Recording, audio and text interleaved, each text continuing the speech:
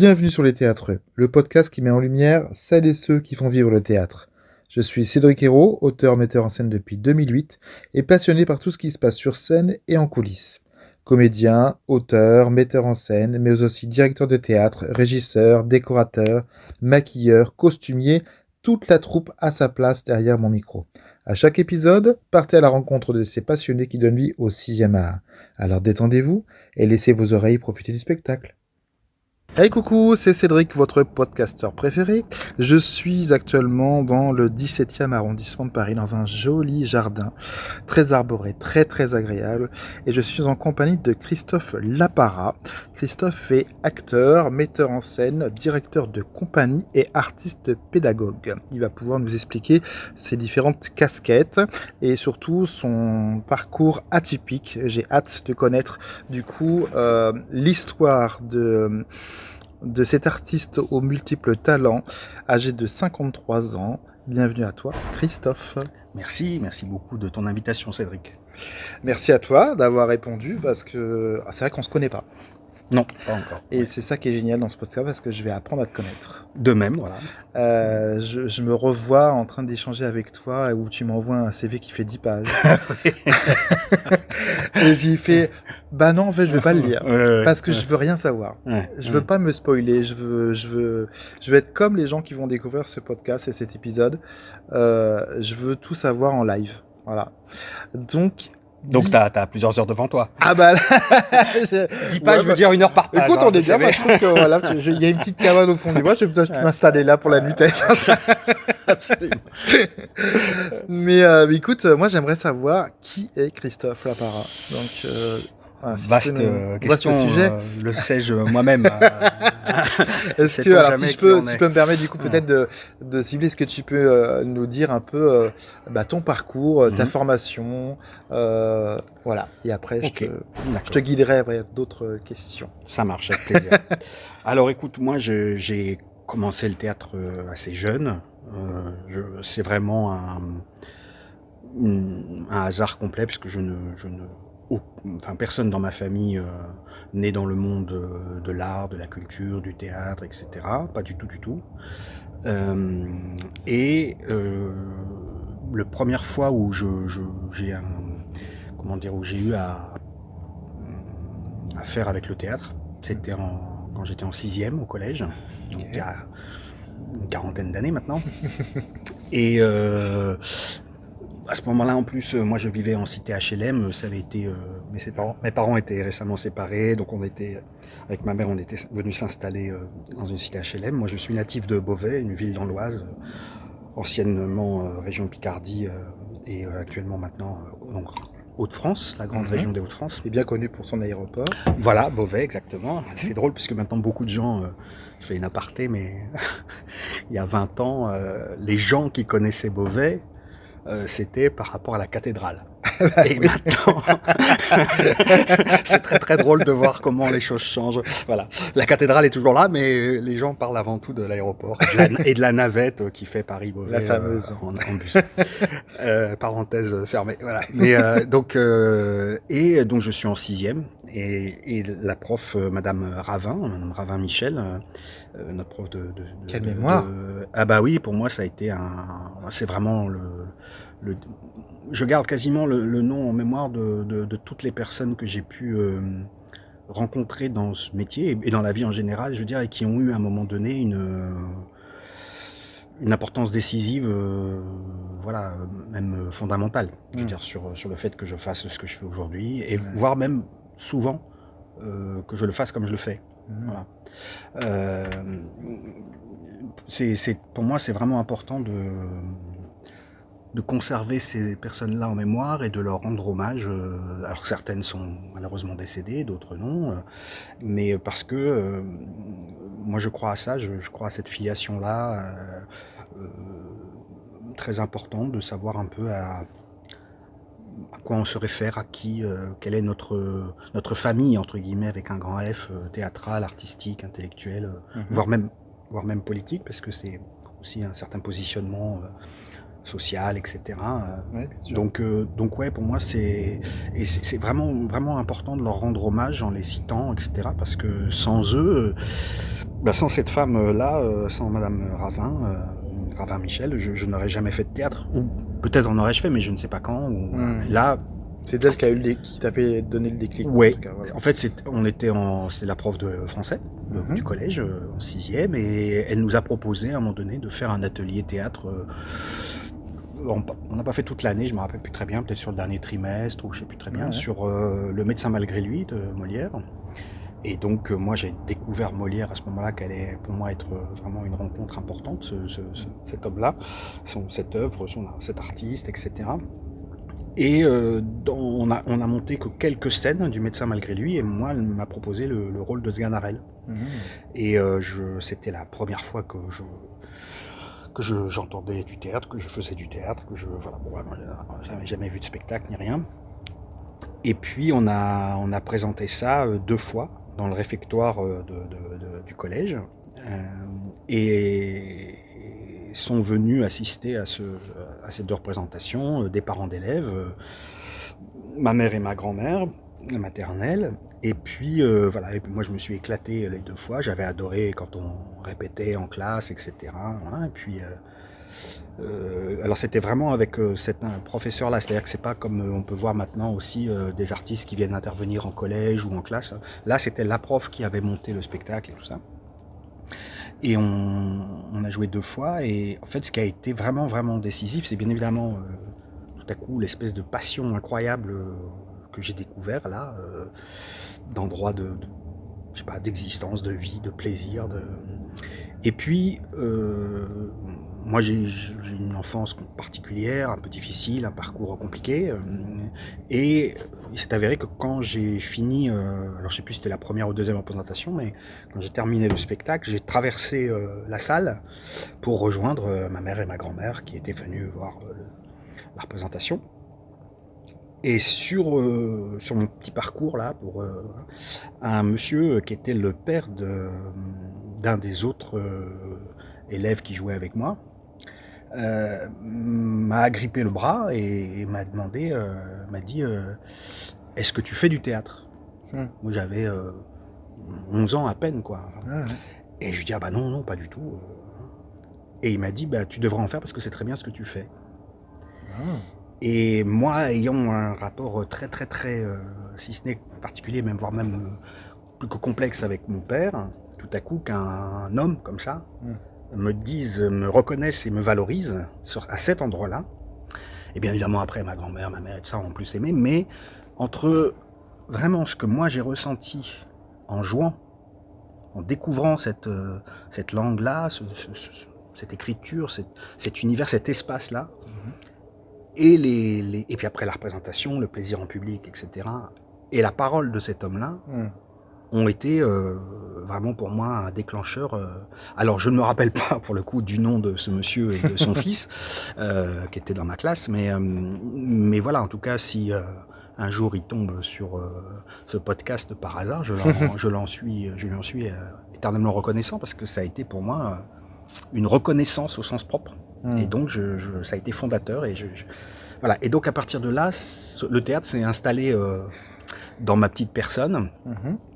Et puis ça s'est arrêté là, parce que j'étais en cité HLM, en cité HLM les rapports pour les garçons c'est compliqué, si on fait de la poésie ou si on fait du théâtre, on se fait vite agresser ou insulter, etc. Donc j'ai complètement abandonné tout ça, mais bien sûr la passion pour Molière et le plaisir donc j'ai suivi des choses sur qui était Molière, ce qu'il avait fait, ce qu'il avait écrit, tout ça. J'avais une vraie passion pour ce personnage, cet homme-là. Et puis il s'avère que ma mère a rencontré un nouveau compagnon, qu'on a déménagé, qu'on est parti pas dans le centre-ville même de Beauvais, mais plus proche, dans un pavillon et tout ça. Et ça devait être au mois de, je sais plus, mois de juin ou juillet, enfin voilà. Et puis en septembre, c'est ma mère d'ailleurs qui me dit ah, tu as vu le théâtre de Beauvais, qui était à l'époque dirigé par Bernard Habermeyer,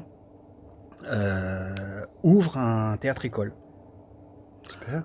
Alors, je dis: «Ah oui, oui, bon, d'accord», bon, mais moi, j'avais encore en tête, les a priori qu'on a sur les garçons qui font du théâtre et cetera, bon. Donc ça a pris un peu de temps, mais quand même, j'avais tellement aimé, ce que j'avais vécu, le soir de ces représentations du Médecin malgré lui et la phrase de ce monsieur, Mmh. que l'envie a été plus forte et donc je suis allé, au Théâtre École où j'ai rencontré Catherine de Witt qui dirigeait le Théâtre École à l'époque, qui est une grande professeure de théâtre et aussi une grande comédienne, metteuse en scène, Mmh. qui maintenant travaille beaucoup avec Bobé, Ouais. voilà, et qui est au CDN de Lille, donc Mmh. elle est là-bas. Elle travaille aussi à l'école du CDN de Lille. Et, euh, et là, ça a été la révélation. Donc, j'étais trop jeune pour rentrer dans l'école, dans ce Mmh. théâtre-école, qui était le mercredi après-midi, cours. Et en fait, elle a été tellement.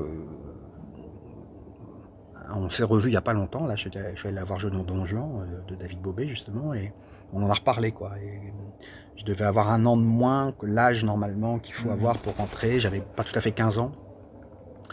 Mais elle a été tellement étonnée par ma passion pour Molière, que elle m'a pris dans le cours.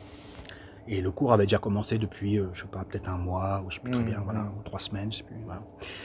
Et donc je suis monté avec elle dans la salle de répétition du théâtre de Beauvais, qui s'appelait le théâtre de la Maladrerie à l'époque, enfin le théâtre du Beauvais, une compagnie de Bernard Habermeyer, enfin tout ça, c'est une histoire, hein, le théâtre de Beauvais, maintenant Bien sûr. c'est devenu une scène nationale, etc. Bref.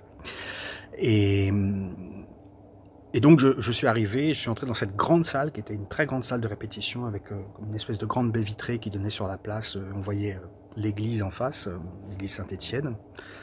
Et puis là, les élèves étaient en train de faire ce qu'on appelle un exercice de marche dans l'espace, tout simplement. Où tout le groupe marche et l'idée c'est de prendre en compte tout l'espace et les autres qui sont dans l'espace et comment je me situe dans cet espace par rapport aux autres, etc.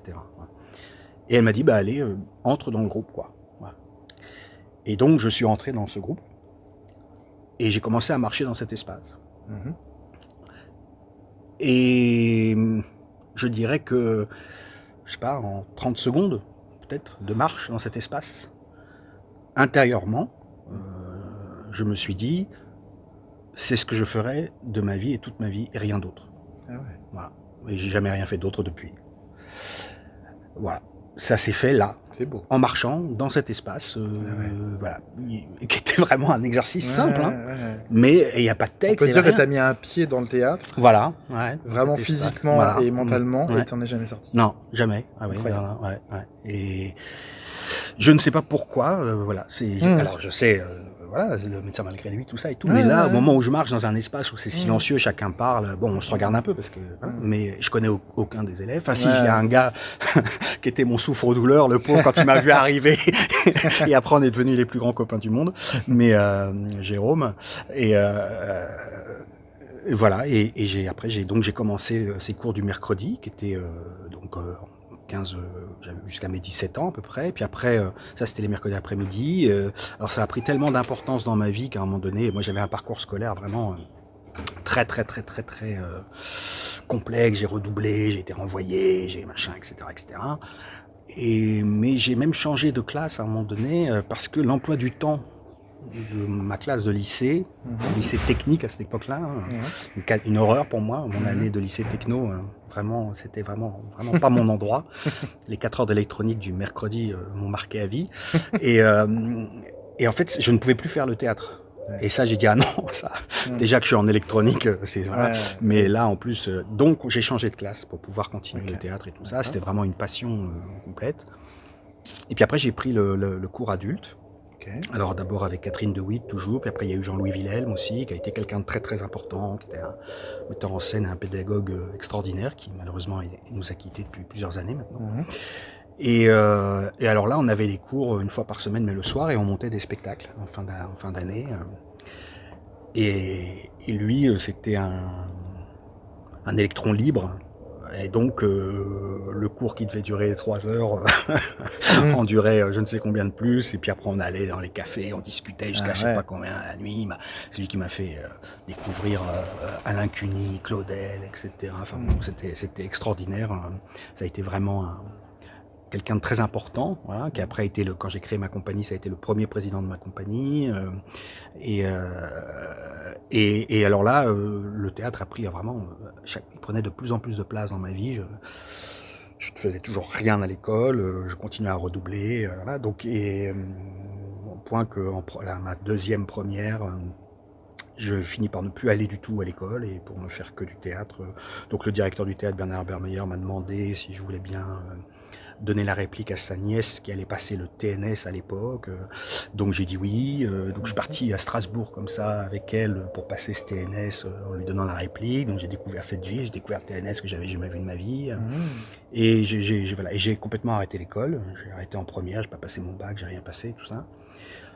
Et puis, à partir de là, vraiment, c'était une obligation pour moi de continuer, de partir à Paris, faire des écoles professionnelles.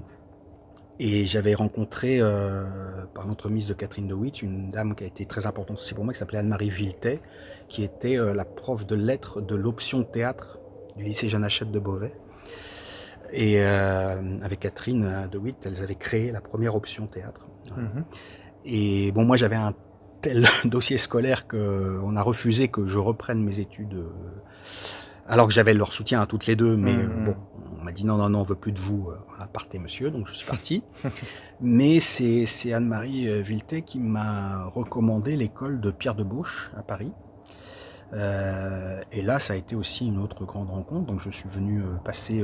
C'était pas une audition, c'était un entretien. Il y avait Pierre de Bauche, il y avait Françoise Danel et Edmond Tamise qui étaient là, qui étaient les 3 professeurs principaux de cette école. Et c'était la dernière année à Paris, avant que Pierre de Bauche ouvre le Théâtre du Jour à Agen, qu'il a dirigé jusqu'à sa mort il y a quelques années, et puis Françoise Danel qui vient de décéder aussi, et puis Edmond Tamise qui lui est décédé il y a plusieurs années et qui a été vraiment pour moi un maître. Alors là, au sens Edmond Tamise, ça a été vraiment une rencontre très très forte. C'était un grand pédagogue, et Pierre de Bauche aussi totalement différemment, Françoise Danel aussi. Pierre de Bauche c'était un poète qui nous racontait des anecdotes extraordinaires de son métier, de sa vie d'acteur, d'artiste, de metteur en scène. C'était un grand monsieur de la décentralisation. Il est à l'origine de la création de Nanterre Amandier, du TNB. Enfin bon voilà, et avec Antoine Vitesse, ils ont révolutionné le conservatoire. C'est eux qu'on fait arrêter les prix, etc. Donc à l'époque, les élèves qui étaient leurs élèves n'avaient pas le droit de fréquenter les autres élèves de l'ancienne école, un peu l'ancienne forme.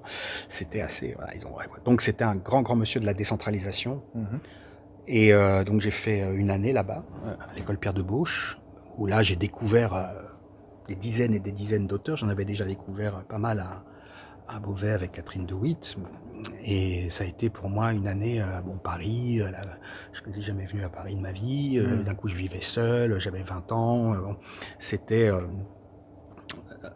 1992, et l'école était on avait une verrière au fond, là c'était 2 petites salles, mais une espèce d'endroit très artisanal en même temps, pas du tout une usine à acteurs, ou voilà, pas formatage, pas voilà.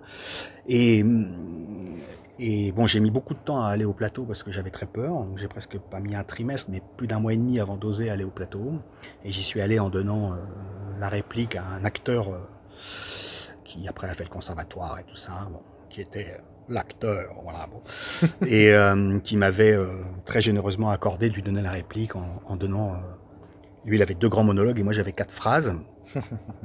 Et il s'avère que Pierre de Bauche a apprécié ce que j'ai proposé sur ces 4 phrases. Et je crois qu'il avait senti qu'il fallait me prendre en douceur, qu'il voyait bien que j'y allais pas. Et ça m'a complètement libéré. À partir de là, je n'ai fait que travailler. J'ai encore plusieurs élèves qui me croisent. Ah, c'est toi qui prenais tout le temps toutes les salles et tout ça. Donc voilà, moi, pour donner un exemple, pour le conservatoire, parce que j'ai essayé de passer le conservatoire à plusieurs reprises, le TNS, ce qu'on appelait la rue Blanche, qui est maintenant l'ENSAT, etc. Et on a 4 scènes à préparer, normalement. Enfin, à l'époque, maintenant, il y a aussi un parcours libre et tout ça, c'est très différent. Et il y avait 2 tours. Et moi, j'avais en moyenne, entre mes propres 4 scènes et les répliques, j'avais à peu près en général 13 scènes chaque fois. Pas mal. Voilà, donc je travaillais vraiment énormément, quoi. Hein. Et en plus, entre les 2 tours, je changeais de scène. Je gardais pas les mêmes, donc j'en travaillais de nouvelles. Donc voilà, mais vraiment, c'était, je ne faisais rien d'autre, quoi. Voilà, c'est vraiment une passion extraordinaire de découvrir des écritures, de découvrir des pensées, de la poésie comme ça, et puis des vies d'auteurs derrière et des aventures théâtrales. Voilà, c'est toujours extraordinaire. Et puis des êtres humains, que ce soit ses partenaires, les profs, les lieux, les espaces dans lesquels on va. Et puis après cette année-là, où j'ai pas eu le conservatoire, même si j'ai eu le premier tour, et à l'époque, on pouvait le passer que 2 fois, et 3 fois si on avait 2 fois le premier tour. D'accord. Moi, ça a été mon cas, et j'ai même eu une 3e fois le premier tour. Jamais donné la suite. Et puis, sur le dernier trimestre, Pierre Debauche avait déjà un pied à Agen. Il avait décidé de partir de Paris, il voulait ouvrir son théâtre là-bas et tout ça. Et est venu le remplacer un autre très grand monsieur de la décentralisation, qui s'appelait, puisqu'il est décédé malheureusement il y a quelques années aussi maintenant, Jean-Louis Martin Barbaz, qui lui, on lui doit la création du CDN de Béthune par exemple, donc vraiment là aussi, et il est venu remplacer Pierre Debauche, et ça a été une très grande rencontre là aussi, et c'est lui qui du coup m'a beaucoup préparé sur les dernières semaines pour le conservatoire. Et en plus, moi, j'avais une relation amoureuse avec une jeune femme polonaise et je voulais pas trop la quitter. J'aurais mieux fait, mais bon. Et du coup, Jean-Louis proposait, comme Pierre d'ailleurs, une aventure extraordinaire. C'est-à-dire que Pierre Debauche ouvrait un théâtre à Agen, dans un ancien entrepôt, et il proposait aux élèves donc une école là-bas. Où il montait, je crois, un spectacle par mois. Enfin bon, c'était un truc incroyable. Et Jean-Louis, avec un autre monsieur qui a été très important et que je continue et qui à voir et qui est maintenant là actuellement, qui est permanent au CDN de Nice, qui s'appelle Hervé van der Mulen, qui étaient les 2 fondateurs de cette école. Ils ouvraient dans un théâtre qui venait de sortir de terre, le studio théâtre d'Asnières, qui est maintenant devenu une école très très très importante et qui a été la première école à proposer alors moi je n'en ai pas bénéficié malheureusement, mais qui a proposé un apprentissage. C'est-à-dire que maintenant les élèves de cette école sont apprentis et donc sont payés pour faire leurs études pendant 3 ans. Donc voilà, et avec en plus tout un travail où ils travaillent sur le réseau pour que les élèves derrière sortent avec leur statut, sortent avec des gens qui connaissent dans des spectacles, parce que les gens qui les prennent ont des baisses sur les charges, enfin des prises en charge bref, comme une forme. Et c'était à Asnières avec un théâtre tout neuf de 200 places à peu près, une salle de répète, loge, etc. Et cette aventure-là d'être les premières... alors nous, du coup, comme on était chez Debauche et que Jean-Louis nous connaissait, il a dit voilà, ceux qui me suivent là-bas, vous me tirez directement en 2e année. Puisque là, vous avez fait la première année. Bien sûr. Voilà. Et donc on était la première promotion, on ouvrait un théâtre quoi, qui venait voilà, il était tout frais quoi, les peintures venaient d'être... Et ça, quand même, c'était un truc... entre le fait que c'était Jean-Louis qui avait été là au moment où j'avais besoin de passer le conservatoire et qu'il ouvrait cette école avec Hervé, que je connaissais pas à l'époque, mais qu'après, que j'ai eu comme prof. Et Edmond Tamis suivait là-bas en plus. J'avais cette polonaise fameuse. Voilà. Et donc je me dis je reste à Paris et je suis cette aventure extraordinaire du studio théâtre. Donc j'y suis resté pendant 2 ans et après la 3e année on intégrait la compagnie et on montait des spectacles et on jouait les spectacles. D'accord. Et c'est là que tu as terminé tes études théâtrales. C'est là que j'ai terminé les études, j'ai fini l'école. Enfin un diplôme. Eh ben non, il n'y avait pas de diplôme à l'époque. Il n'y avait pas de diplôme, et non, maintenant il y en a un. Et alors ce qui est terrible, ça c'est d'ailleurs un peu dommage, je comprends pas trop pourquoi, c'est que ça peut pas être rétroactif, c'est-à-dire que maintenant que l'école délivre un diplôme de comédien, etc., ça a été mis en place, je sais pas, je vais vous dire n'importe quoi, il y a peut-être 15 ans, je sais plus, voilà, et c'est les gens à partir de là, mais tous les gens d'avant, alors que c'est la même école, c'était les mêmes profs qui continuaient. Là aujourd'hui c'est plus les mêmes profs et tout ça, ok, à la rigueur je pourrais comprendre, là maintenant c'est même plus le même nom et tout ça, mais à l'époque c'était pas du tout, c'était la même équipe, voilà, et on peut pas bénéficier de ça, donc c'est un peu dommage. Non, aucun diplôme, toujours aucun diplôme. Et puis moi ça s'est pas tout à fait bien terminé là-bas. J'ai mon caractère quand même bien spécifique comme garçon. Et voilà. Et donc je suis parti, mais j'ai vécu des choses extraordinaires, rencontré des gens formidables, avec certains avec lesquels je suis toujours en lien. On se suit, on va se voir, on se échange maintenant sur les réseaux, Facebook, machin, tout ça. Bien sûr. Et puis Hervé vient me voir mes spectacles, je vais voir ses spectacles. Bon là, à Nice, ça fait un peu loin, mais voilà. Ouais. Donc c'est des gens, tous ces gens-là ont vraiment été très très importants dans mon travail. Ils m'ont apporté énormément de choses, m'ont appris énormément de choses, m'ont fait découvrir aussi bien de la technique, bien sûr. Ça c'est voilà. Hervé nous faisait énormément travailler, par exemple les Alexandrins, Hervé van der Meulen. Mais Jean-Louis nous donnait des cours d'histoire du théâtre. Bien sûr, nous a découvert des auteurs. Voilà. On avait aussi la chance d'avoir des auteurs contemporains de l'époque qui venaient nous rencontrer.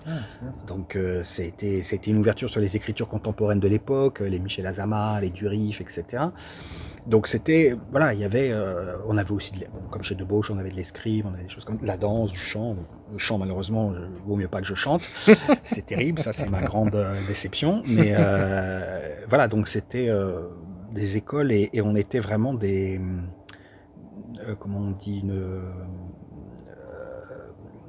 c'est pas le mot troupe, mais quand ça me reviendra, mais un groupe, quoi, un vrai groupe, une promotion. Oui.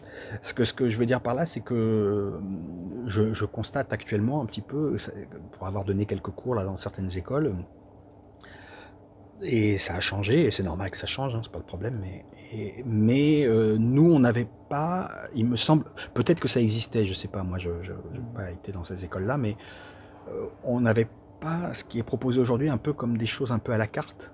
C'est-à-dire que nous, on avait le même cursus pour tout le monde. Tout le monde suivait le cours d'interprétation, le cours de danse, le cours d'escrime, le cours de chant, etc. etc. Non, c'est à la carte.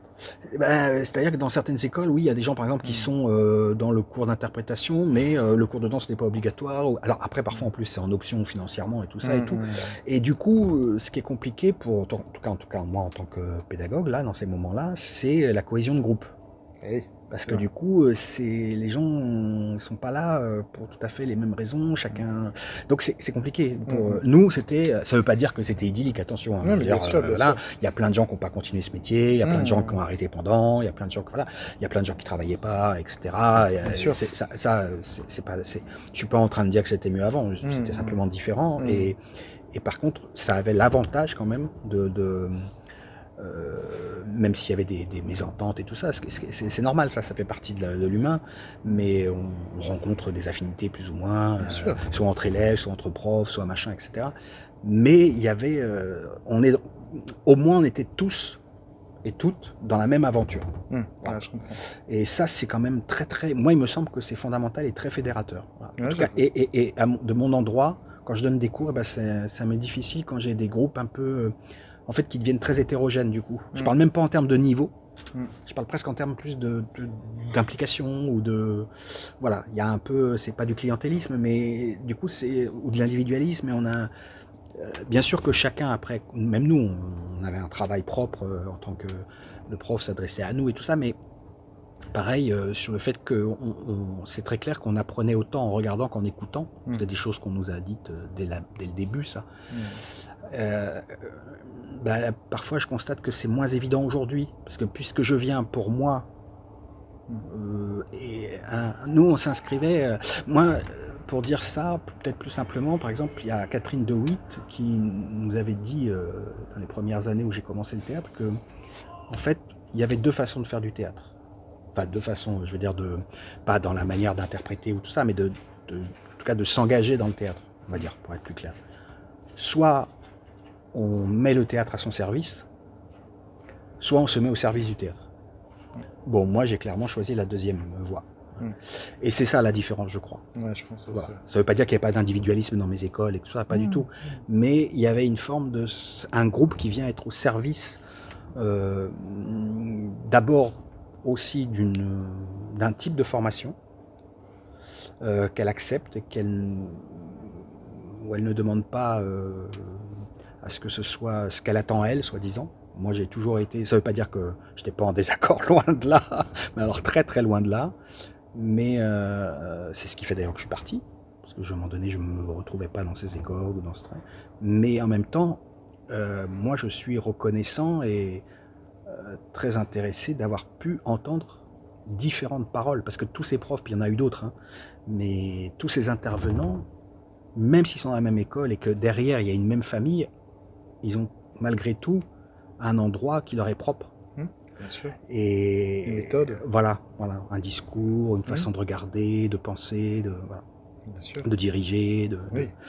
d'enseigner, etc. Donc et toute cette diversité-là a été intéressante et pour ce qui me semblait être juste ou ce qui me semblait être moins juste. Mais c'était à moi après de faire mon tri sans avoir à dire mais ça n'a rien à faire ici. Ouais, bien sûr, voilà, bien sûr. c'est pas le même endroit. Ouais, c'est là où je dis qu'il y a, je me mets, je peux ne pas du tout être d'accord, hein, vraiment, vraiment. Ça, je ne vais pas dire l'inverse, mais ce serait vraiment, surtout si les gens qui pourraient écouter se diraient quand même là, il oublie le caractère qu'il a. Non, je n'oublie pas. Donc, mais voilà, mais c'est juste un endroit je sais pas si je suis très clair, quoi, mais des endroits où on se place sur, et après on se positionne de soi à soi, et c'est ce qui fait que moi après j'ai créé ma propre compagnie pour moi dire et faire comme moi j'ai envie de faire et de dire. Mais ça n'a aucun intérêt d'être, enfin, on peut se construire dans l'opposition, on se construit à un moment donné en tant qu'enfant, tout ce qu'on veut, même en tant qu'élève, bien sûr, mais j'ai l'impression qu'il y a une opposition qui serait constructive et une opposition qui serait peut-être uniquement égocentrique, quoi, qui n'a pas trop d'intérêt. Voilà. Donc il y avait cette chose-là, je trouve, dans ces écoles-là. Donc là, on est en 92, 93, 94. Donc j'ai repassé le conservatoire, j'ai repassé le TNS, j'ai repassé tout ça, que j'ai rien eu de tout ça. Voilà.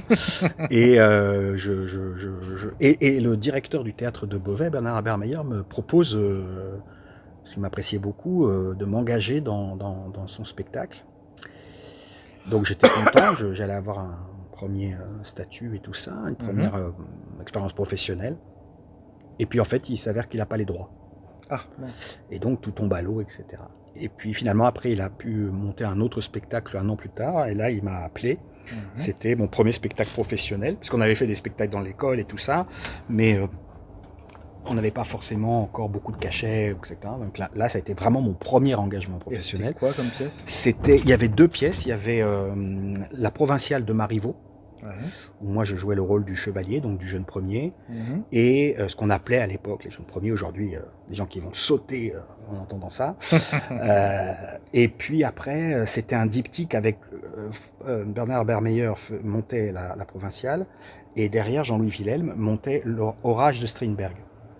Et ils avaient donc il y avait une partie d'acteurs professionnels qui était, on va dire, le corps de la distribution, et puis après sur des rôles, ceci pas forcément que sur des rôles mineurs, parce qu'il y avait ils prenaient des élèves du théâtre école, donc entre guillemets des acteurs amateurs, et il y avait l'idée de, entre guillemets, pas une scéno unique pour les deux, et c'était très très très joli, parce que donc pour la Provinciale, Bernard Habermeyer avait fait recouvrir le plateau de ce grand théâtre de Beauvais de tourbe. Et il y avait juste un arbre, voilà. Et il y avait un entracte à un moment donné à la fin de la pièce, pas très long, je ne me rappelle plus sa date, mais et il dégageait, et Jean-Louis lui avait juste fait tracer au sol un plancher qui dessinait l'intérieur de la pièce où se passe Orage de Strindberg. Donc il dégageait la tourbe et apparaissait ce plancher. Et il faisait enlever l'arbre, et voilà, et on avait le deuxième espace de jeu. Voilà. Donc ça a été mon premier engagement, voilà, qui s'est pas très bien passé, pour tout dire exactement les choses, comme très régulièrement dans ma carrière de comédien, et voilà.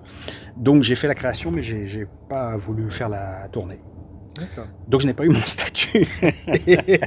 Décidément. Voilà, décidément. Non, mais voilà, j'ai beaucoup, moi, je suis beaucoup parti. Fort caractère, j'ai l'impression. Très, très fort caractère. Très fort caractère. Tu te laisses pas faire. C'est vrai qu'on en parle pas souvent avec les invités, mais c'est vrai que Il y a des fortes têtes au théâtre. C'est compliqué parfois de... alors, c'est pas une histoire d'ego, mais parfois oui, parfois non, Oui. bon, ça dépend. Mais c'est aussi une histoire de feeling, une histoire de... Si t'as pas un coup de cœur avec le metteur en scène ou avec... alors, pas l'auteur, parce que c'est souvent du classique, etc. Mais s'il n'y a pas ce coup de foudre artistique, c'est difficile de travailler avec une personne. Donc, j'entends, c'est normal. Tu sais ce que tu veux, tu as ton expérience et puis ta façon de travailler. Mais c'est vrai que c'est jamais évident de...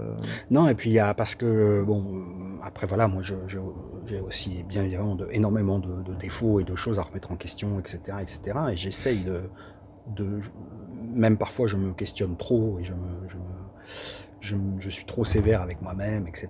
Mais j'ai malheureusement, comme tout un chacun, j'ai aussi vécu des choses vraiment extrêmement désagréables humainement de la part de professeurs.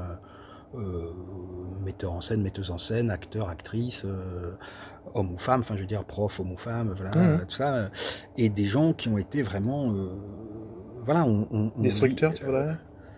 oui, oui, Ouais. destructeurs ou manipulateurs ou pervers Mhm. ou voilà, par exemple, Il y en a malheureusement dans ce métier. oui, oui, C'est... je citerai pas la personne, mais par exemple, quelqu'un qui était venu voir un spectacle dans lequel je jouais au studio théâtre, qui était dithyrambique, qui à l'époque co-dirigeait un théâtre très important à Paris, directeur d'une revue théâtrale, enfin monsieur, voilà, traducteur, metteur en scène, etc. Vraiment très très Mhm. très très très en vue. Ouais, ouais. Qui vraiment, mais vraiment est dithyrambique sur moi, etc., etc., et qui sait que je passe le conservatoire, qui me demande tout le temps, qui demande à mes profs comment ça s'est passé, tout ça, et donc il finit par obtenir mon numéro de téléphone, machin, et tout ça, puis il me suit, nanana. Mhm. Et puis le jour où je passe le conservatoire et que je l'ai pas, il me fait une demande de l'appeler, tout ça, je l'appelle, et puis en fait tout ce qu'il voulait c'était un rapport sexuel. Ah oui, Ouais, d'accord. voilà. Et à partir du moment où je lui ai dit, mais Je moi, m'attendais pas à la chute. oui, et à partir du moment où je lui ai dit, ben moi je suis pas du tout intéressé, il m'a dit, ah bon bah très bien, je t'ai repéré professionnellement. Et donc il y a ça, il y a 40 ans maintenant, pas 40 ans, mais 30 et quelques années, quoi. Bon bah, quand on vit ça une fois, Ça me voilà, rappelle une histoire ça assez c'est... marrante, ça. Voilà, je citerai pas cette personne, Non, non, mais bien sûr. voilà, il y a eu d'autres choses, hein, il n'y a pas eu que ça, des gens Euh, qui sont très, très manipulateurs dans le travail, qui confondent des choses, qui vous humilient, C'est souvent, voilà. alors peut-être dans les premières fois, moi je sais que j'ai un souvenir avec un comédien avec qui j'ai travaillé, qui s'est... bah, un gars qui se disait producteur, etc., machin, tout ça, a commencé à, je sais pas, à être proche de lui, etc. Et puis on fête la première, mon comédien un peu pété, il boit un peu trop, il l'embrasse, mais genre Mm, mm, furtivement, en mm, mode mm, on est content, on est tellement qu'on mm, va. mm. Et le mec, il s'est accroché à ça. Ouais, ouais. Et en fait, il nous a fait croire monts et merveilles derrière. Ah ouais. Et en fait, c'était que Oui, parce qu'il voulait juste c'est coucher, ça, quoi. voilà, c'est ça, Et ouais, je trouve ouais. ça, mais Mais oui, oui, on parle oui. souvent de la relation homme-femme Ah au oui, oui. milieu du théâtre et du milieu artistique en général, Mm, mm. mais on oublie aussi Ah qu'il oui, y a oui, ces oui, harcèlements oui. d'homme envers d'homme et Mm. pas forcément. Et puis de femmes envers d'hommes aussi. Et Parce oui que ça m'est arrivé aussi. aussi, Bah, ça. ah bah Ouais, alors voilà, oui, on voilà. peut en parler Donc, aussi si tu veux. Mais et ce que je trouve dommage, c'est que pour moi, il y a aucun souci sur le fait de ressentir du désir pour quelqu'un. C'est pas un oui, non, mais problème bien sûr. d'être charmé, d'être touché et de se Mais dire tiens, moi j'aimerais bien bien vivre une sûr. histoire d'amour. Tu veux dire, Mmh. c'est à partir du moment où on est en train, je Tout parle à fait, d'adultes tout à fait. consentants là, Bien hein, sûr, bien attention, on sûr, est bien bien sûr. d'accord. Hein. Euh, mais à partir du moment où l'autre dit bah non, moi je suis désolé, que d'un coup Mmh. l'intérêt artistique disparaisse, alors ça je ne Horrible. comprends pas. Ouais. Voilà, ça vraiment je ne saisis pas. Oui, c'est les gens. Et je trouve ça vraiment inadmissible et c'est là Mmh. où je suis pas le premier à avoir vécu ça et je suis pas le dernier malheureusement et je trouve ça très Et j'ai l'impression voilà que c'est encore un sujet tabou en 2025 de dire que telle ou telle personne a subi un harcèlement. On appelait ça un harcèlement sexuel, on peut appeler ça oui, comme ouais, ça, ouais, c'est vrai. ouais, Hein. ouais. Et je trouve qu'il y a. Alors là, on va ouvrir un débat. Alors, je ne sais pas forcément euh, pour parler de ce podcast, mais ça serait intéressant d'en parler, pourquoi pas. Euh, On va essayer de revenir à des sujets Oui, plus, plus voilà. plus Mais joyeux. c'était voilà pour Mais t'expliquer, c'est un voilà. aparté qui peut être intéressant à creuser Mais et je... mais c'était simplement par rapport au fait effectivement qu'à un moment donné, il y a des choses que tu ne veux plus accepter, tu Bien vois? Dans la sûr. manière dont on a de Bien te sûr, bien parler, sûr, bien sûr. et du coup, où tu sens que certaines choses qui te sont dites ou voilà, ne sont pas légitimes par rapport à l'endroit du travail. Je suis Voilà, moi, d'accord. c'est de ça dont c'est pour ça que je suis parti sur ça Complètement d'accord. et c'est ce qui fait que, à un moment donné, c'est parfois difficile de et alors après on va dire: «Oui, mais tu veux pas faire ce qu'on te demande et cetera». Mais, c'est pas voilà, non, parce qu'en plus, il y a C'est pas aussi le les même gens sujet qui là, ne c'est savent autre pas chose. ce dont ils enfin, là après c'est autre chose, mais il y a j'ai quand même fait quelques spectacles avec des gens qui ne savaient pas diriger un acteur, par exemple. Et qui ne savent pas parler à un acteur. Et ça, je l'ai vécu aussi bien dans le théâtre que quand j'ai fait des tournages. Voilà. Et là, ça devient compliqué pour l'acteur parce qu'il faut se débrouiller, il faut Bien sûr, réussir bien sûr, bien sûr. à entendre ce qu'il dit, mais c'est pas exactement ça qu'il faut faire. Mm, De toute façon, il faut toujours transcender la proposition, Tout à fait. proposer, Un bon seul, enrichir. monsieur. Voilà, voilà. Mais, mais, mais parfois, c'est compliqué quand la personne, il y a vraiment. Et ça ne veut pas dire que la personne n'a pas de talent artistique, de metteur en scène, etc. Mais il y a des gens qui sont totalement handicapés dans le fait de comment on s'adresse à un acteur, une actrice. Voilà, c'est parce Ça, c'est vrai. qu'on. Voilà. Et d'ailleurs, parfois, ce qui est étonnant, c'est que c'est pas parce que les gens eux-mêmes sont acteurs ou actrices qu'ils savent.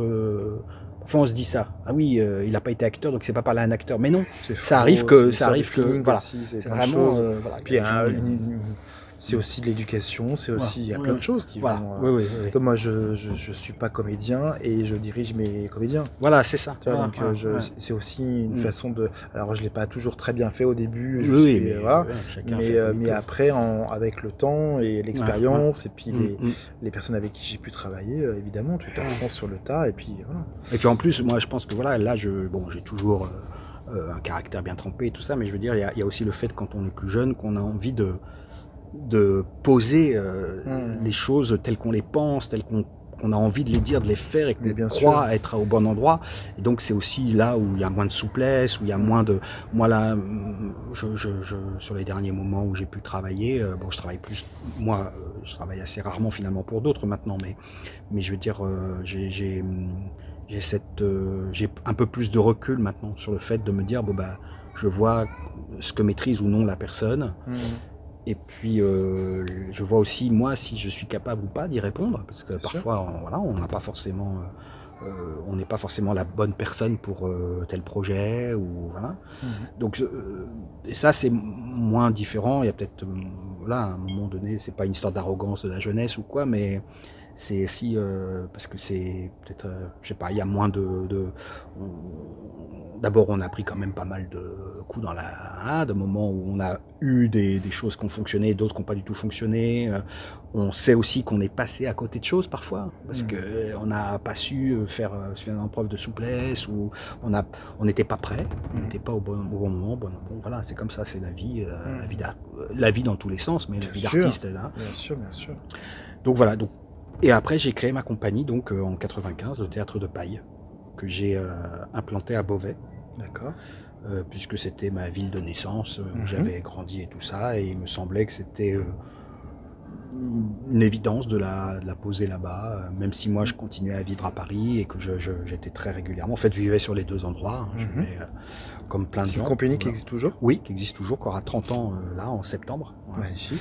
Voilà, et je suis content parce que je ne savais pas trop comment cette année allait se passer, puisque ça devient plus compliqué au niveau des subventions et tout ça pour moi, maintenant que j'ai 50 ans, 53 même, et que la compagnie a 30 ans. Donc actuellement, on est sur la politique de l'émergence, et du coup, pour les gens qui ont déjà 20 ou 25 ans ou 30 ans de subventionnement, comme ça a été mon cas, parce que moi j'ai été subventionné par la DRAC, par la région Picardie, Hauts-de-France, etc., le département de l'Oise, etc. Bon.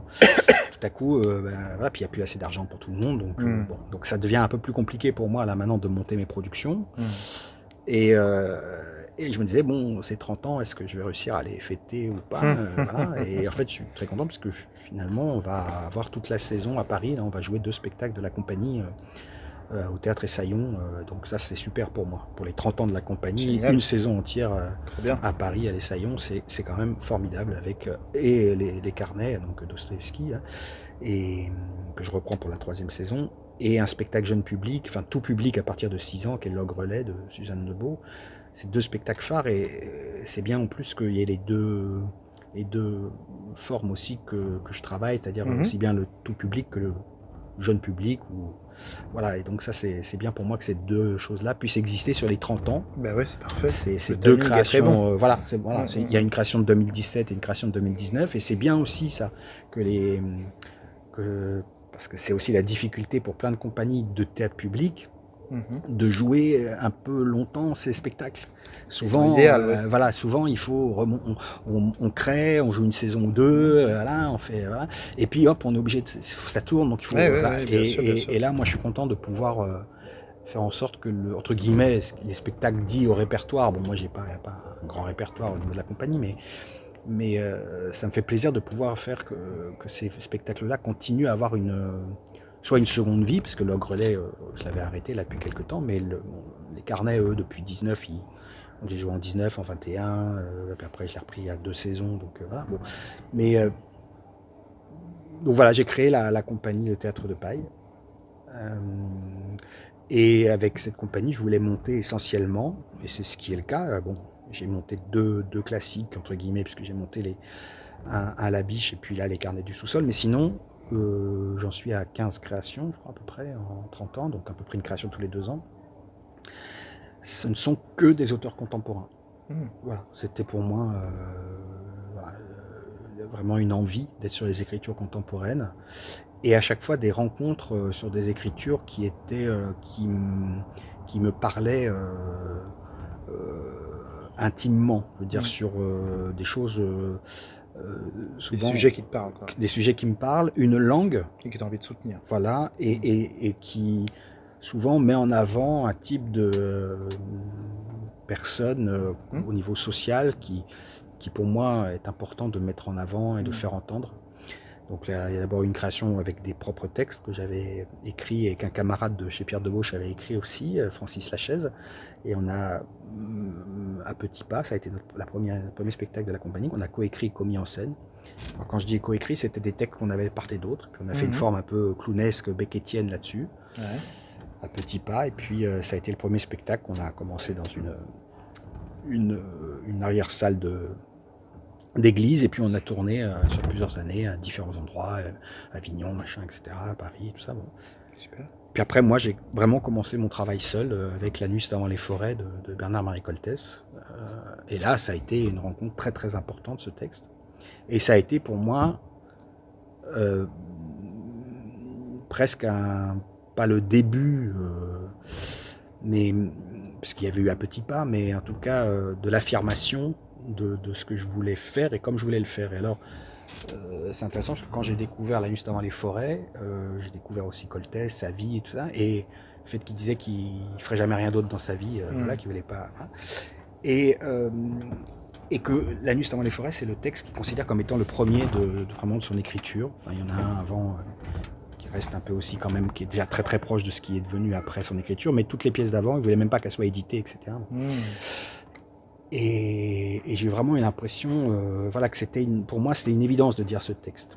À l'époque, je n'ai rien lu sur la vie de Coltès au début, enfin sur l'écriture, sur lui, oui, mais je voulais pas aller voir d'analyse, etc., sur le spectacle, sur le texte ou quoi. Je n'ai pas fait un travail dramaturgique, entre guillemets, et surtout, je ne voulais absolument que personne ni rien n'interfère dans le travail. Donc, j'ai travaillé entièrement seul. Ce qui n'est pas du tout évident. Voilà. J'avais une salle de répète à Beauvais et je suis allé dans cet espace avec le texte, le livre en main, et j'ai commencé à travailler dans l'espace comme ça, sans savoir où j'allais, ni comment j'allais faire, etc. Donc, je me suis retrouvé à grimper sur les poutres, tout ça, pour parler de là-haut, pour chercher dans l'espace, travailler tout à coup dans quelque chose de très minimaliste, puis quelque chose de très explosif. Donc voilà, j'ai cherché pendant plusieurs semaines. Et quand j'ai fini par avancer et construire mon spectacle, j'ai demandé à un ami régisseur, j'avais un petit théâtre à Beauvais, et je l'ai fait venir la veille de la première. Donc j'ai installé la scénographie, tout ça, et je lui ai dit voilà, on met tel projecteur à tel endroit, tel endroit. Voilà ce que je veux comme régie, comme type de lumière, les intensités, les bascules, etc. Hein. Voilà le travail sonore, à quel moment et tout ça. On a fait un filage. Ouais. Je lui ai dit je veux rien savoir de ce que tu as vu, ça m'intéresse pas, je veux pas ton retour.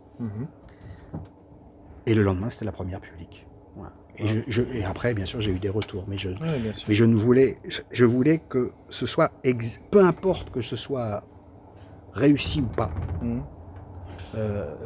je ne voulais pas que qui que ce soit vienne me dire il faut pas faire comme ci ou fais comme ça c'est bien, mais tu devrais faire comme ci. Je ne voulais pas. Je voulais vraiment que ce soit. Alors pourquoi exactement, je ne saurais pas le dire. C'est un seul en scène ? C'est un seul en scène, oui. Okay. Ouais, c'est un monologue que du coup j'ai joué sur 10 ans. Ah oui. Voilà, que j'ai repris plusieurs fois sur 10 ans, qui a été vraiment un... Voilà, il y a eu quelques spectacles aussi avec ma compagnie qui ont été tout à coup très très fondateurs comme ça, voilà, très importants. Soit pour moi, soit pour la compagnie, au niveau de la reconnaissance, des subventions, des directeurs de théâtre. Mais ça, c'était vraiment un acte tout à coup de... Je comprends. Pas un acte de naissance, mais quelque chose qui dit, voilà, bien sûr. Voilà ça, je pose ça. Et que ça vous plaise ou pas, mais alors je m'en fous complètement. Ouais, je comprends. Magnifique ça. Voilà. Mais alors justement, t'as tendu une perche, donc je l'attrape. On a une follower qui a posé une question, justement sur ce que tu viens de dire, et j'aimerais avoir ton avis. Elle aimerait avoir ton avis, et ça m'intéresse évidemment d'avoir ta réponse. C'est est-ce que tu as suivi une méthode en particulier pour mémoriser des longs monologues ? Alors non. Non, c'est vrai que moi j'aime beaucoup ça, j'en suis au 4e monologue, c'est quelque chose, un exercice auquel je reviens beaucoup, et souvent des monologues qui travaillent sur des gens en rupture, en lisière, en frontière, soit de la folie, soit en marge de la société, soit des gens qui sont en train dans le retranchement et qui justement ont une énorme logorée, comme moi, n'est-ce pas ? Tu vois que je suis très bavard. Mais de 3 heures, mais avec des mots, bien plus savants. Les poètes ont des mots bien plus intéressants. Et voilà. Et alors non, j'ai pas du tout de méthode. Et alors par contre, moi je dois, parce que souvent on le pose cette question, que ce soit pour les monologues ou d'autres textes, les gens souvent disent mais comment vous faites pour retenir des textes aussi longs, etc. Alors. Moi, je réponds toujours la même chose, donc c'est pas très original, mais c'est vrai que j'ai pas d'autre réponse. Je n'ai pas du tout de comment dire de de méthode particulière. Non, je veux dire je n'ai pas de fierté. C'est pas ça c'est pas le mot que je cherche. Le mot juste me reviendra, mais à apprendre et à apprendre facilement ces textes, etc. Parce que j'ai depuis petit, facilité à apprendre le texte. Oui. Voilà. Et donc, t'as une mémoire. Voilà, j'apprends très vite. Mais t'as plutôt une mémoire visuelle ou comment ça se passe ? C'est quoi ta technique ? J'ai pas vraiment... lis plusieurs fois. Alors, en fait, il y a plusieurs choses. Tu t'enregistres. Tout ça. Ok. Tout ça. Tu fais un mélange de plusieurs méthodes. Ouais, je peux écrire aussi. Ok. Voilà. Mais la seule chose peut-être, je suis pas le seul à faire ça, j'imagine, mais la seule chose que moi je dirais, mais tout ça c'est, je veux dire, il y a pas, on n'apprend pas une méthode pour apprendre un texte. Bon, le mieux c'est quand même d'essayer de, enfin moi maintenant en tout cas, plus ça va, plus j'essaye non pas d'apprendre par cœur dès le début comme ça, mais d'avoir un travail sur le texte pour essayer déjà de comprendre ce dont il parle, pour pouvoir l'apprendre plus intelligemment. Voilà, qu'avec une sorte de musique un peu, voilà, parce qu'après, pour moi, en tout cas, c'est compliqué de m'en défaire. Mais non, la chose que je fais, c'est que je me mets dans un endroit, que ce soit n'importe où, une salle, pièce, ou même en extérieur, peu importe, et je décide d'un passage que je dois apprendre. Voilà. Et la seule chose que je me dis, c'est tant que je ne sais pas ce passage, je ne pars pas d'ici. Ah ben voilà ta méthode. Voilà, c'est tout. Okay. Et alors ça peut être, je sais pas, ça peut me dire, voilà, aujourd'hui j'apprends 3 pages par exemple. Tant que je ne les connais pas, je ne pars pas. Okay. Voilà. Et, mais après, j'ai aussi testé des choses. Par exemple, quand j'avais appris un monologue que j'avais adapté d'un roman de Georges Yverneau qui s'appelle La peau et les os, j'avais appris que Georges Yverneau, pour écrire, marchait beaucoup. Et qu'il avait ce rythme dans l'écriture de la marche, etc. Et donc j'ai décidé d'apprendre le texte en marchant. Donc j'allais au bord d'un lac et je marchais autour de ce lac, j'apprenais le texte pour moi-même éprouver le rythme de la marche de ce texte qu'il avait lui-même écrit comme ça. Voilà. Intéressant. Voilà, bon, voilà. Mais c'est, ouais, tu vois, il n'y a pas de méthode. Non, C'est bien même sûr, presque propre à.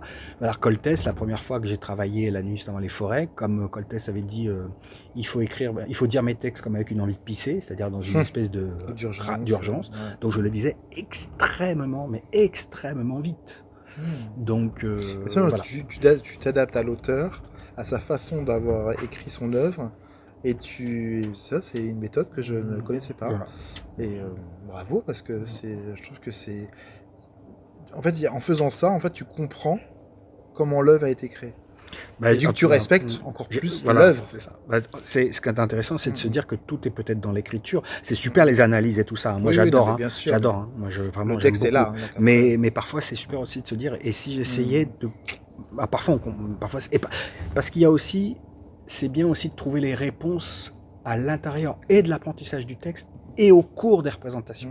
Parce que parfois, on joue un texte. Je sais pas. Quand j'ai joué La Nuit dans les forêts, je l'ai joué 100 fois. Et même là, Les Carnets du sous-sol, c'est la 3e saison. Ce qui est génial, c'est que je continue à découvrir des moments, à comprendre des choses en plus grande nuance. Et du coup, dans le travail d'interprétation, etc. Et du coup, c'est tout le temps du travail. Ouais. Voilà. Et ça m'intéresse. Bien sûr. Voilà. Donc j'ai pas de réponse. Mais par contre, oui, tu as quand même une certaine méthode. Mais par contre, par exemple, je m'enregistre pour écouter, pour corriger. Parfois, il m'arrive, par exemple, c'était sur un autre Coltès, un combat de nègres et de chiens, il y avait toute une liste de pays. Et alors là, c'était la galère. Et donc là, je suis allé voir, par exemple, un peu sur chaque pays pour me familiariser, la population, les machins, etc. Bien sûr, en mémotechnique, est-ce que c'est dans l'ordre alphabétique, les pays ou pas, pour me rappeler de la liste. Et puis, comme ça, on a comme des sortes de... ça marche un peu comme des espèces de feux rouges qu'on a sur les passages à niveau. Ouais, quand on a un texte comme ça, par moment, avec des mémotechniques en ordre alphabétique, ou qui n'est pas dans l'ordre alphabétique logique, on a comme un feu rouge qui fait attention là, maintenant t'as un F, là le prochain c'est un F, et donc c'est pas, non attention, et non, donc c'est pas dans la suite, là t'étais à B, et là d'un coup, ou t'étais à G, tu vois, ou à je sais pas, T, et puis non, attention, tu reviens à F, ça continue. Et t'as ta tête comme ça. Si t'arrives à retenir en fait l'ordre des lettres des premiers trucs, ça te permet de... En te disant que tu n'es pas dans l'ordre alphabétique logique, ça t'aide à ne pas te planter quand tu fais, parce que d'un coup t'as dit ah non attends, je peux pas dire non après c'est pas cette lettre là, puisque rappelle-toi, c'est pas dans l'ordre alphabétique. Alors tout ça va en 2 secondes dans ta tête, tu vois. Et il y a des choses comme ça pour La Nuit dans les forêts. Il y a aussi tous les problèmes, et dans les carnets c'est la même chose. C'est parce que Coltès parlait des variations de Bach pour La Nuit dans les forêts, et il fait beaucoup de variations. Et à un moment donné, il y a tout un passage avec une prostituée à une fenêtre d'un 4e étage, et il y a 3 suites comme ça de développement sur cette fenêtre. Et là, tu as intérêt à bien te rappeler. C'est comme s'il disait il était une fois, mais 3 fois différemment, parce que tu as, alors j'ai une mémoire comme ça, je sais plus, mais c'est une pute à la fenêtre d'un 4e étage, la pute du 4e étage, tu vois, mais derrière, c'est pas le même morceau qui arrive. Différent, d'accord. Et si toi, tu te plantes sur ce début qui est une variation sur ce thème-là, alors de temps en temps, quand tu joues, tu es en train de jouer, tu dis le texte, et tu te dis attends, j'ai bien dit, là, c'est bien la bonne première que j'ai dit. Et donc pendant que tu dis le texte, tu vérifies. Alors déjà, tu vois si le mec en régie il suit, parce que ça veut dire ok, ça veut dire que je suis au bon endroit. Mais de temps en temps, tu vois, t'es un peu, est-ce que c'est une telle, voilà. Super. J'espère avoir répondu. Oui, clairement. J'ai plein d'autres petites questions, mais c'est vrai qu'en discutant avec toi, comme tu dis, tu as le phrasé facile. Du coup, tu as répondu à quand même pas mal de premières questions. Moi, j'aimerais connaître un peu, avant tout ça, parce que tu nous parles de grands auteurs, mais j'aimerais connaître tes références à toi, tes références personnelles. Alors, on a compris que tu étais un grand amoureux de Molière et que tout est parti de là. Mm. Mais est-ce que tu as des références théâtrales qui te... Tu veux dire d'auteurs, de Que ce metteurs en soit des scène auteurs, des metteurs en scène, des pièces, des... Ah oui, oui, bah, il y en a beaucoup. Hein. Ouais. On a beaucoup. Alors, On va essayer de ouais, de réduire réduire. la liste. Alors, déjà, il y a aussi les choses qui, encore une fois, te structurent, te Ouais, construisent. bien sûr. Donc moi, j'ai eu des grandes découvertes pendant mes années d'études, ou etc. Donc, il y a eu notamment des spectacles comme ça. C'était quand j'ai découvert les Atrides, l'écho est fort, mis en scène par Ariane Mishkin au Théâtre du Soleil, avec Simon Abkarian, qui avait été voilà, un moment extraordinaire. Mhm. Je suis beaucoup moins fan du théâtre de Mouchkine maintenant, mais à l'époque, j'avais trouvé ça exceptionnel, et cet acteur absolument, et tout, parce que le travail sur le cœur, etc., c'était époustouflant. Il y avait eu le Book de Fassbinder, mis en scène par Anita Picciarini, qui était extraordinaire, parce que c'était d'une violence au plateau, entre les acteurs qui étaient là, qui y allaient, parce que c'est une pièce très violente sur le racisme. Et d'un coup, ce mec qui se faisait lyncher, et tout ça, c'était... Et tout à coup, aussi que le théâtre arrive, il y a le tragique, mais il y a le tragique en étant dans l'urbain. Et moi, c'est des choses que j'avais pu traverser dans ma propre existence. Et pas seulement le mythe. Là, tout à coup, c'était un décor fait avec des échafaudages, des habits de tous les jours, etc. Il y avait quelque chose comme ça, d'un coup, qui était extraordinaire. Voilà, il y avait eu Le piège d'Emmanuel Bauve, mis en scène par Didier Bezas avec Jean-Claude Frissung, qui avait été extraordinaire. Très beau spectacle, très beau texte et acteur que j'ai trouvé exceptionnel. Voilà, puis après il y a eu la découverte aussi en vidéo, parce que j'ai pas pu voir, mais de spectacles de Vitesse, et notamment de son Electre, qu'il a mis plusieurs fois en scène. Et moi j'ai vu la version qui est filmée, qui est formidable, vraiment. Et puis la grande découverte, un grand choc, qui continue à m'accompagner, hein, c'est La classe morte de Tadeusz Kantor, et le travail même pictural, et de ces autres textes, de ces autres spectacles de Tadeusz Kantor. Ça a été vraiment le théâtre de la mort, là. Ça a été vraiment très très important. J'ai découvert aussi en images, justement, quand je parlais d'Anne-Marie Vuiltet, elle m'a fait connaître aussi, elle avait des livres chez elle, etc. Donc j'ai pu découvrir toute l'aventure théâtrale de Patrice Chéreau, avec les Peer Gynt, etc. Voilà, des choses extraordinaires. Moi, je n'ai pas vu beaucoup de spectacles de Patrice Chéreau, j'ai juste vu Le Temps et la Chambre, et j'ai vu son Phèdre, que j'avais pas du tout aimé d'ailleurs, à l'Odéon. Okay. Mais voilà, et après la grande rencontre aussi, de grand choc, et que là j'ai vu plusieurs de ses spectacles, c'était Claude Régis. Voilà, pour moi ça a été, quand j'ai vu la mort de Tintagil au TGP, j'en suis ressorti, j'ai eu besoin de plusieurs heures. Ah ouais, j'ai eu besoin de plusieurs heures pour revenir dans le monde. Voilà, et ça a été très régulièrement quand j'ai vu des spectacles de lui. C'était quand même... voilà, ça c'est un... Alors je lui avais écrit, il m'a jamais répondu, j'aurais adoré travailler avec lui. Et c'est un artiste qui me manque, moi. Voilà. Après il y a eu aussi un spectacle magnifique avec une actrice que je trouve sublime. C'était voilà, quand on en parle, c'était avec Agnès Sourdillon.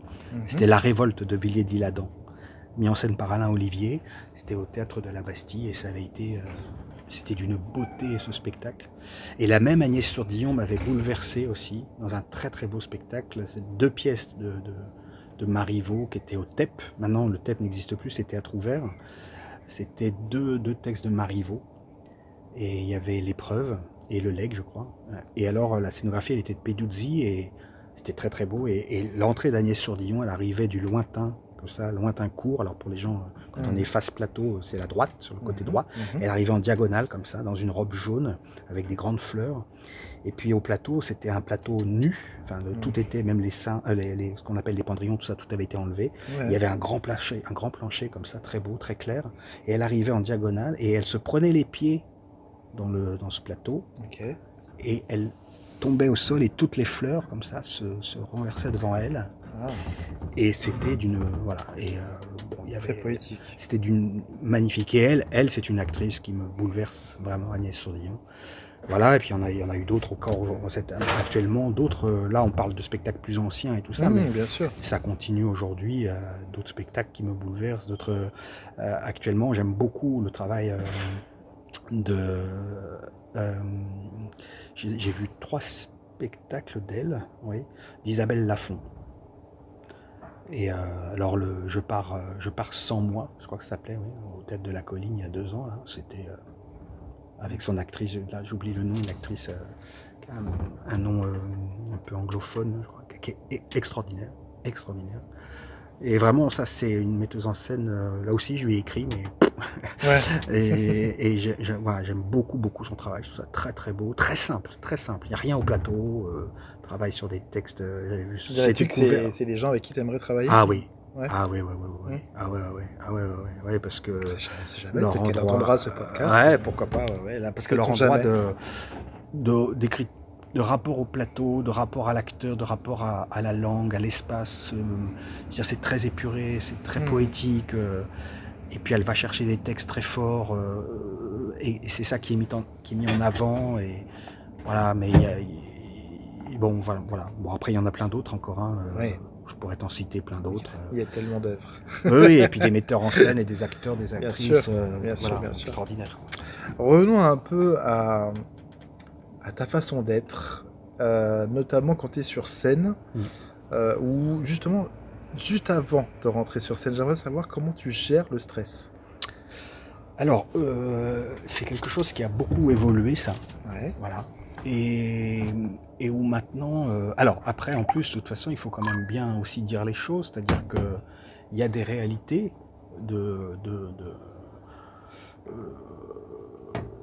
théâtre qui font qu'on n'a pas tout le temps le même temps avant le spectacle. Ça, c'est sûr. Ce que je veux dire, c'est que quand on est en tournée dans des théâtres et qu'on s'installe pour plusieurs jours avec uniquement son spectacle, alors on a le théâtre pour soi, on peut venir même dès le matin, on peut venir... voilà. C'est vrai.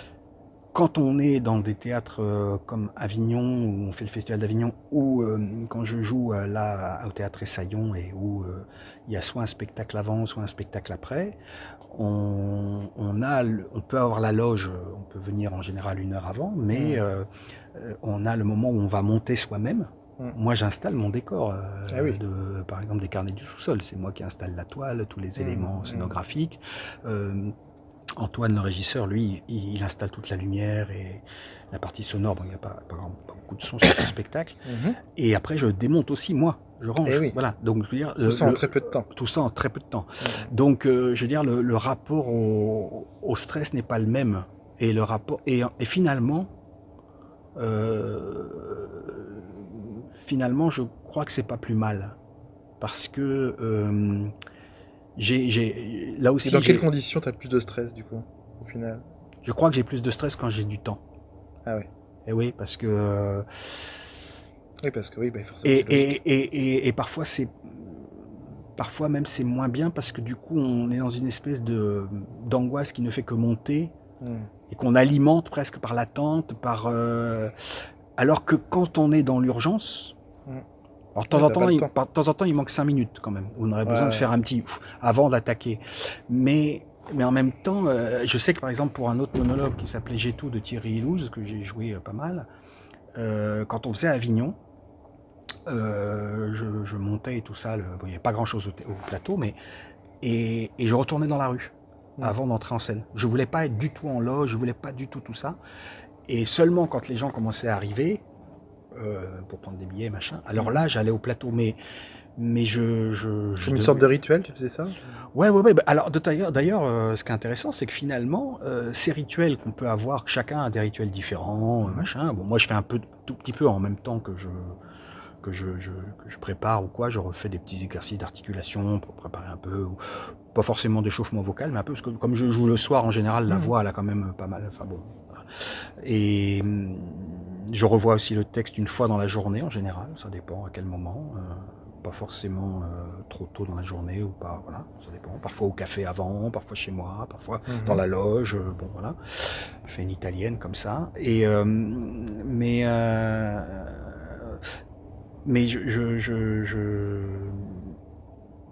finalement, moi, ce qui est intéressant avec les rituels, c'est qu'on peut, j'ai déjà eu tout, là aussi ça évolue avec le temps, avec l'âge, avec machin, c'est-à-dire que j'ai eu toute cette idée de la concentration, je vais me mettre à faire des exercices de yoga, de respiration, de méditation, de machin, etc., etc. Tout ça m'a pas beaucoup servi, voire même m'a plutôt beaucoup angoissé et m'a mis dans des stress, des tensions, des machins, parce qu'en fait tout ça n'est pas ce qui me correspond et n'est pas la réalité du moment alors qu'en fait, ce qui est intéressant, c'est que finalement, aller au théâtre à une certaine heure, parce qu'on a le plateau par exemple à 20h, donc on arrive on va jouer à 21h, on sait que le spectacle avant va finir à 20h25 ou un truc comme ça, donc on a 30 minutes pour mettre en place, voilà, bon, et ben moi j'arrive vers 8h moins le quart par exemple, et avant, donc avant j'ai revu mon texte vers 18h, ou voilà, tranquillement, j'arrive, je vais m'acheter les 2-3 trucs, la banane pour manger ou quoi, au supermarché, j'arrive, je dis bonjour à la personne qui est à l'accueil, je vais dans la loge, je pose mes affaires, je mets de l'eau à chauffer pour me faire un thé ou quoi, voilà. Et en fait après, il y a déjà, je vois les gens, ou j'entends les gens finir leur spectacle, leur texte, et tout ça, voilà, bon, ça fait. Et puis après, donc tout ça fait entrer dans autre chose. Même pourtant, je me mets pas du tout dans une condition. Je viens, j'arrive, je fais cette chose-là. Puis après, le fait de mettre en place son espace. Ce qui est intéressant, c'est qu'il y avait des années et des années de ça, vraiment il y a longtemps, j'avais appris que, par exemple, c'était Edmond Tamis qui nous avait dit que dans certains arts traditionnels asiatiques, pour aller au plateau, la personne devait d'abord savoir faire un salto arrière, avant d'avoir le droit de mettre un pied. Et puis d'autres aussi avant aussi, il y a tout un art, j'avais vu ça quand j'avais fait un stage avec Yoshio Ida, qui était un acteur de Peter Brook, qu'il faut laver son plateau avant. Donc il y a plein de rituels. Et en fait, quand on installe son espace, c'est à peu près du même ordre. J'installe mon espace et en plus, ce qui est génial, c'est de se dire que cet espace dans lequel on va jouer était un autre univers une demi-heure avant. Et moi, j'amène d'autres éléments, j'installe ça, j'amène mon espace-temps, mon univers. Et en fait, ça fait partie finalement d'un rituel qui va être celui de la... Pourtant, tu n'es pas en train de te dire je me concentre, mais tout ça te met en... J'imagine peut-être, je sais pas, je ne suis pas très sportif, mais je veux dire, j'imagine que peut-être que des gens qui font du sport, au moment où ils mettent leur tenue de sport, tu vois, ils se mettent dans les conditions. Voilà, il y a quelque chose qui te fait te mettre à un autre moment de temps. Il y a une préparation avant de tout donner sur scène. Oui, bien sûr. Et de même que la chose qui est un peu étrange, c'est moi, j'ai pas d'histoire. Les gens nous posent la question parfois, mais comment vous faites pour sortir de votre personnage après ça? Alors moi, je n'entre pas dans un personnage, tout ça, c'est pas mon truc, ça. Ça, c'était une grande rencontre avec Alain Knapp, qui est un Brechtien. Et quand j'avais fait un stage avec lui, j'ai vraiment découvert ça, c'est-à-dire, je me suis dit, ah oui, en fait, entre guillemets, la notion de personnage, parce qu'aujourd'hui on remet ça en cause, mais bon, bref, c'est qu'en fait, quand on travaille un texte ou un personnage ou une figure, peu importe, c'est comme si on construisait sa marionnette avec soi, je veux dire. Et en fait, du coup, quand on arrive avant de jouer, on la prend la marionnette, hop, on la fait jouer, puis on la repose, et après c'est fini. En revanche, ce qui est plus compliqué, c'est comme le fait qu'on entre dans un moment, un sas de temps différent, où tout à coup, même les mots qu'on va dire ne sont pas ceux du quotidien, etc. C'est très compliqué d'un coup de revenir tout de suite dans un rapport de quotidien. Donc il y a souvent besoin, et ben c'est là où on a besoin d'aller boire un verre avec des gens pour un peu échanger sur le spectacle, et puis hop, petit à petit revenir finalement. Et quand moi qui vis seul maintenant, je n'avais jamais connu la totale solitude après un spectacle, puisque soit je rentrais dans ma famille, soit j'avais...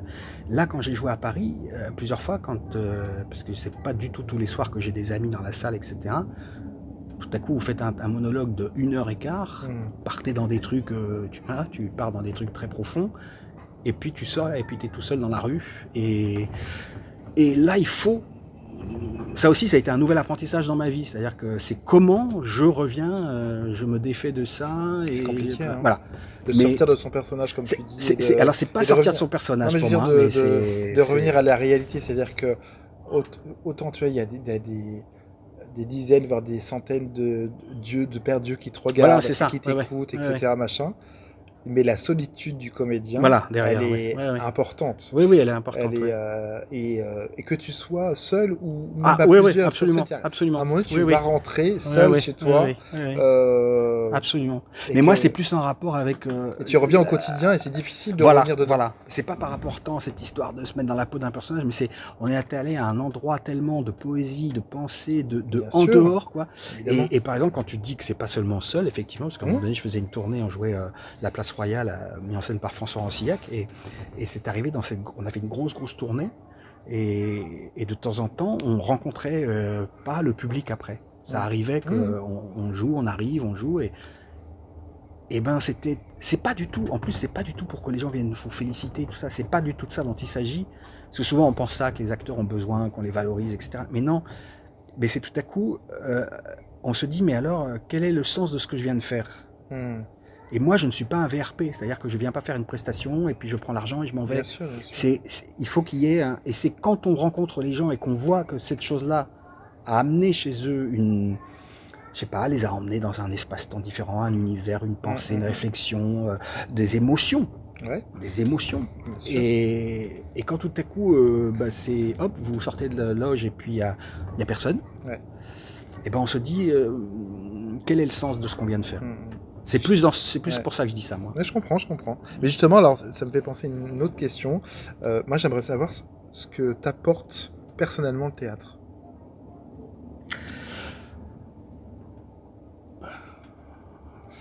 C'est complexe hein, comme question. Non, mais parce que oui, c'est très complexe parce que en tout cas, je sais pour actuellement traverser une période très compliquée de ma vie et c'est pas la première et malheureusement certainement ce sera pas la dernière.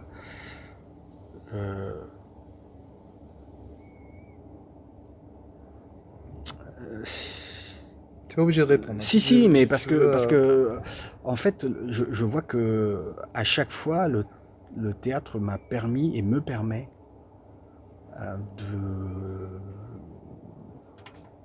je sais pas si c'est dire d'être ou d'exister ou mais très clairement, je pense pas que je serais ici si j'avais pas le théâtre, qui à chaque fois a réussi à me.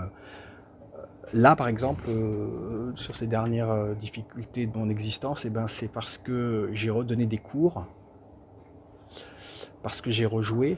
C'était pas facile pour moi de retourner au plateau à un moment donné, pour des raisons personnelles, pas du tout théâtrales ni artistiques, et parce que je suis retourné beaucoup au théâtre aussi. Et en fait, et au cinéma, mais tout à coup, exactement comme quand je suis arrivé dans cette salle et que j'ai marché, tout à coup, c'était ça m'a, c'est comme si ça me fondait, comme si, et c'est parce que ça a du sens, tout à coup, que ça me constitue, que ça me redonne une colonne vertébrale, c'est quelque chose sur lequel je peux m'appuyer, et qui fait que je dis ok, je peux continuer parce que ça dans un monde qui très souvent est plus qu'énigmatique pour moi dans son fonctionnement, là tout à coup quelque chose m'apparaît, mais c'est pas intellectuel, hein, c'est vraiment un. C'est sensationnel. C'est sensitif, oui, complètement. Voilà. Et je comprends ce que tu dis parce que ce qui est marrant parce que tu nous as expliqué ça au début de l'interview, c'est que grâce au théâtre, tu as toujours ce pas dans cette ronde.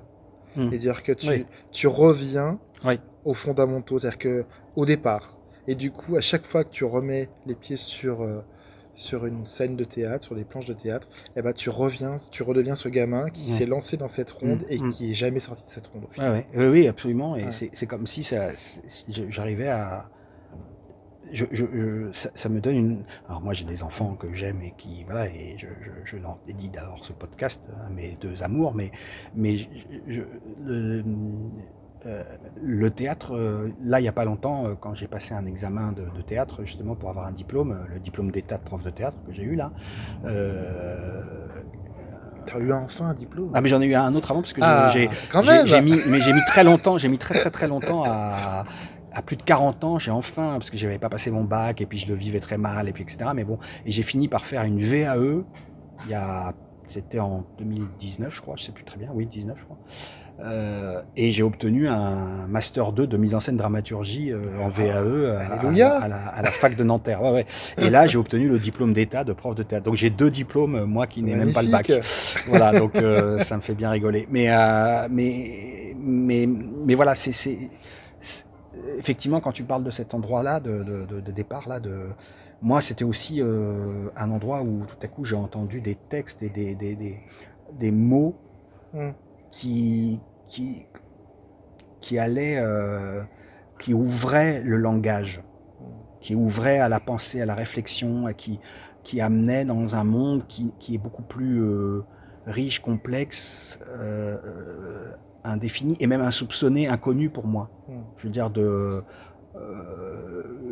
et je pense que c'est pareil pour tout le monde, quel que soit le milieu, que ce soit un milieu favorisé, défavorisé, peu importe. Je crois que on est tous voilà, fabriqués machin, par un milieu et que ce milieu peut... En fait, ce milieu n'est pas ce qui nous constitue, n'est pas ce qui nous définit, n'est pas... Et au contraire, ça peut être ce qui nous limite. Et la rencontre avec le théâtre m'a amené cette possibilité en fait, de me rendre compte que ce n'est pas du tout que je rejette mon milieu, ou tout ça, c'est pas du tout ça. Moi, j'ai rien contre personne, mais c'est-à-dire où est-ce que moi je suis. Et il n'y a pas de déterminisme.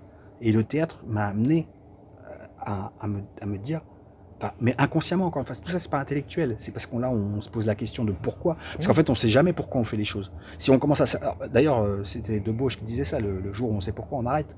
Voilà, mais au fond le moteur de ça c'est de continuer à chercher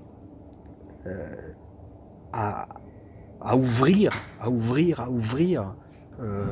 parce que même une fois quand on arrivera à la fin de notre existence, on ne sera jamais tout à fait certain d'être allé à son endroit réel. Et le théâtre, les poètes, l'écriture comme ça, dramatique, et les espaces de théâtre, qui sont des imaginaires et des grands endroits et de moments d'ouverture, moi, m'amène à cet endroit-là de me dire, ah oui, voilà pourquoi on est là, qu'est-ce que c'est qu'un être humain, qu'est-ce que c'est les rapports humains, qu'est-ce que c'est que la complexité humaine. Et moi, dans tout ça, où est-ce que je suis, c'est même pas qui je suis, c'est comment, qu'est-ce qui fait écho chez moi, qu'est-ce qui me fait... En fait, on découvre notre propre réflexion personnelle, intime, avec l'écriture des autres. C'est beau ça. Est-ce que, alors on arrive pratiquement à la fin de ce 19e épisode des Théâtreux, est-ce que tu aurais un conseil à donner à quelqu'un qui voudrait faire le même métier que toi? De s'accrocher parce que c'est dur financièrement surtout, voilà, de gagner sa vie de manière continue et correcte, ce qui n'est pas mon cas, hein, je le dis très clairement. Ça ne m'a pas empêché par contre d'avoir une vraie vie de famille, etc. Même à un moment donné d'acheter, etc. Enfin voilà, ça n'empêche pas, mais c'est pas forcément... il y a, comme on dit, il y a très peu d'élus, parce qu'on parle beaucoup de gens qui gagnent beaucoup d'argent, mais enfin, ces gens-là sont une toute petite minorité de ce monde-là, donc c'est plutôt très compliqué. Ça devient encore plus difficile là, avec les politiques de subvention publiques et tout ça qui sont quand même là en train de s'effondrer, donc c'est compliqué. Donc je dirais s'accrocher. Mais pour rejoindre ce que je disais au début, moi je crois que la seule chose c'est la curiosité en fait. L'appétit voilà. Et Edmond Tamise, il nous avait, le premier cours que j'avais eu avec lui, il nous avait fait écouter des poèmes dits magnifiquement par Serge Reggiani. Et alors on avait tous été émerveillés, tout ça. Puis il avait dit ok, c'est très bien, c'est vrai que c'est très beau. Maintenant on va le réécouter, vous allez écouter comment il dit. Et il nous avait dit, il faut fréquenter les poètes. Et il dit, voilà, un acteur devrait avoir chez lui, alors devrait, il n'y a pas d'obligation, hein, mais une bibliothèque de poètes. Mais ce que je veux dire par là, c'est parce que je crois que ce que j'entends, moi, c'est l'ouverture à l'imaginaire, à des formes de langue et d'écriture qui ne sont pas dits entre guillemets académiques, logiques, etc. Même s'il y a des académies, des poèmes très académiques, tout ça, c'est pas ça le problème, mais et c'est cette curiosité-là, cet appétit-là d'aller voir du théâtre, vraiment, mais d'aller en voir, et de tous les genres, de tous les types. Bien sûr de lire du théâtre, et de lire des auteurs contemporains. D'ailleurs, d'acheter, je lance un appel, acheter les auteurs contemporains parce que C'est vrai. ils ont besoin pour vivre, voilà. Bien Donc sûr. voilà, de lire et aussi de rester ouvert à toute l'histoire du théâtre et toutes les formes du théâtre et pas se dire ça c'est passéiste ou je sais pas quoi, parce qu'on voit bien qu'il y a des auteurs, des metteurs en scène ou je sais pas quoi qui disparaissent, des acteurs et tout, alors qu'en fait tout ça constitue. Moi, il y a une chose qui a été extraordinaire pour moi quand je suis arrivé chez Pierre Debauche, un soir, quand il y avait les cours, je regardais ça et je me suis dit, mais en fait, j'ai pas connu les Jouvet, les Dulin, etc.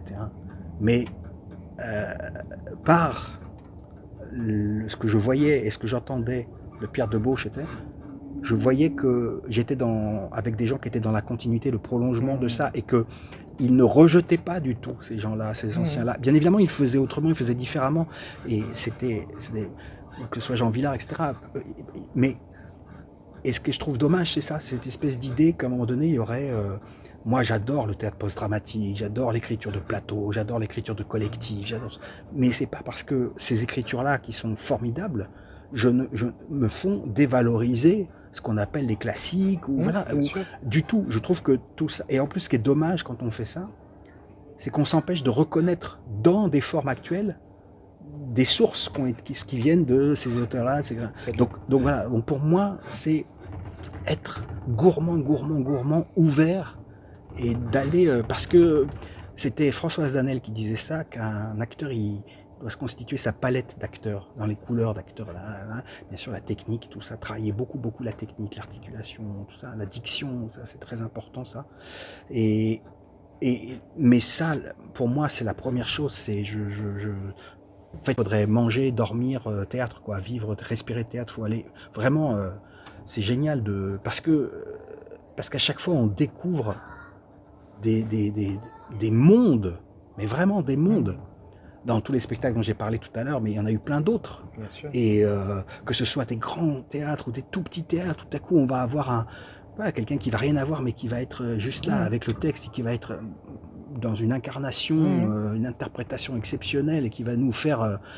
Et puis tout à coup quelque chose avec un plateau immense, ou tout à coup c'est très beau aussi, par exemple, d'un coup, je sais pas, c'est rare aujourd'hui, mais d'un coup vous avez 15 ou 18 acteurs, actrices qui sont là, et beau, ça amène, quoi. Et tout ça, il faut y aller, parce que tout ça, pour moi, c'est vraiment la curiosité. Puissance du jeu, voilà, il faut être curieux. Super. C'est un très très bon conseil. C'est l'instant actu et promo. Alors je t'en prie, dis-nous quel est ton actu théâtre, dans quoi on peut te retrouver, et quels sont également, j'ajouterai également, quels sont tes projets à venir, si tu en as, bien sûr. Oui. Alors, l'actu, donc ça va être, comme je le disais tout à l'heure, les 30 ans du Théâtre de Paille, de ma compagnie, le 15 septembre. Là. Et alors, donc on va jouer 2 spectacles de la compagnie au Théâtre Essaillon, donc qui est à Paris, dans le 4e. D'abord, les Carnets du sous-sol de Dostoïevski, donc que je joue, que j'ai mis en scène, que je joue pour la 3e saison. Et là, je jouerai du 10 novembre 2025 au 20 janvier 2026, les lundis et mardis à 21h. Donc ça fait 22 représentations en tout, voilà, au Théâtre Essaillon, donc 10 novembre, 20 janvier. Et ensuite, on jouera à nouveau au Théâtre Essaillon un texte dit jeune public, enfin tout public à partir de 6 ans, de Suzanne Lebeau, qui s'appelle L'Ogrelet. Ce sera du 21 mars au 3 juin 2026. Et ce sera, alors c'est les samedis et dimanches. Je ne sais pas encore si ça va être défini à la rentrée, là, si c'est 14h ou 16h. Et puis il y aura aussi certains moments, des mercredis en plus, voilà, des scolaires, des choses comme ça. Mais les représentations principales seront les samedis et dimanches, du 21 mars au 3 juin. Et soit 14h, soit 16h. Mais après, il y aura toutes les infos sur le site et de la compagnie, ce qui est www.theatredepaille.com. Mhm. Et puis bien sûr le site du théâtre de l'Essaillon, où là on peut réserver, etc. Super. Ça c'est l'actualité. Et puis alors entre deux, comme on va répéter le spectacle, on va peut-être le jouer dans un autre théâtre. Faut que je trouve. D'ailleurs je lance un appel, je cherche une résidence pour reprendre l'Ogrelais pendant une semaine, répéter, recréer les lumières, etc. en vue. Mhm. Parce que comme le plateau est plus petit, de l'espace il fait 5 par 5, il faut que je réadapte le spectacle de l'Ogrelais. Mhm. Donc en mars 2026, je cherche un lieu, un théâtre qui nous D'accord. accueillerait. Et l'idée, c'est de pouvoir répéter, recréer, et puis de donner quelques représentations. Mhm. Voilà. Donc ça, je cherche plutôt en banlieue parisienne, Paris, banlieue parisienne. Donc c'est pas, voilà. Je lance un appel, je Eh propose ben, ce podcast. écoute, Voilà. ok, très bien. Et puis, donc après, mes projets à venir, l'idée, c'est, comme là, j'ai eu ce diplôme d'État, c'est de reprendre des cours, de redonner des cours de théâtre, de prof, soit en conservatoire, je suis en train de chercher un poste, soit en école privée, soit les deux, enfin voilà. En tant qu'acteur, pour d'autres, je dois peut-être jouer dans justement des monologues. Deux femmes ont écrit des monologues là, donc pour l'instant c'est pas encore, c'est pas pour je sais pas si ce sera cette saison, la saison prochaine. Voilà, voilà, donc c'est deux monologues contemporains du coup, voilà, de deux autrices, voilà, donc ça m'intéresse beaucoup. Il y a peut-être avec cette même personne, elle veut aussi mettre en scène un texte d'un auteur contemporain dans lequel je jouerai, mais ça c'est tout ça c'est pas du tout du sûr, Ouais, c'est des projets. c'est du projet. Moi j'ai un nouveau projet avec ma compagnie, pour l'instant je n'arrive pas du tout à produire et tout ça, je trouve pas de coproducteur ni tout ça, donc je travaille avec Patricia Varnet, qui est la comédienne qui joue avec moi dans L'Ogrelais de Suzanne Lebeau, qui est une magnifique actrice, qui a fait le conservatoire de Paris, et qui a eu la chance d'avoir comme prof Claude Régis, justement, Michel Bouquet, Gérard de Sarthe. Bon, c'est une superbe actrice et une femme formidable. Ça fait un petit bout de temps qu'on travaille ensemble. Son mari, c'est le président de ma compagnie, Philippe Ferrand. Mhm. Et avec elle, je suis en train de monter un nouveau projet autour de monologues. Il y a 8 monologues de Daniel King, un auteur contemporain, qui est moins en vue actuellement, qui n'a plus l'être il y a une quinzaine d'années.